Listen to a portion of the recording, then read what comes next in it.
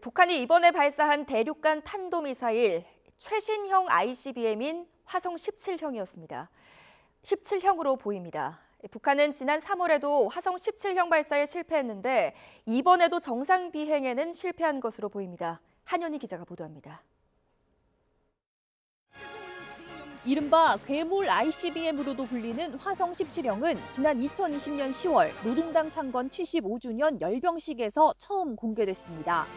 길이만 22에서 24m로 핵탄두 두세 개가 들어갈 수 있는 것으로 알려졌고 최대 비행거리는 15,000km가 넘을 것으로 추정됩니다.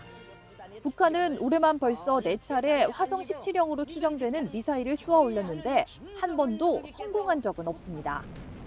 북한은 지난 3월 24일 화성 17형 발사에 성공했다고 주장하고 있지만 한미는 화성 15형 개량형으로 판단하고 있습니다.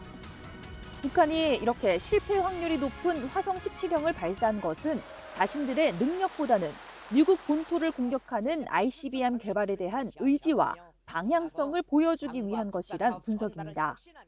초대형 핵탄두 생산도 지속적으로 밀고 나감으로써 이와 함께 15,000km 사정권 안에 임의의 전략적 대상들을 정확히 타격 소멸하는 명중률을 더욱 제고하여 화성 17형은 이번에도 정상 비행을 성공하지 못한 것으로 보입니다.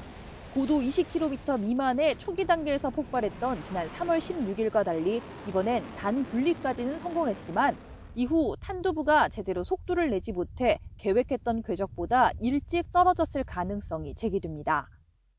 ICBM 같은 계열들 같은 경우에는 마 20 이상 정도의 속도를 달성을 하는데 이번에 확인이 됐던 최대 속도는 마 15였단 말이죠. 1단보다는 2단 쪽의 연소 과정에서 뭔가 문제가 생겼을 가능성이 있고 그 연소 과정에서 추력이 충분하게 나오지 않았던가 아니면은 중간에 폭발을 했던가 이런 어떤 변수들이 생겼을 가능성이 높고요.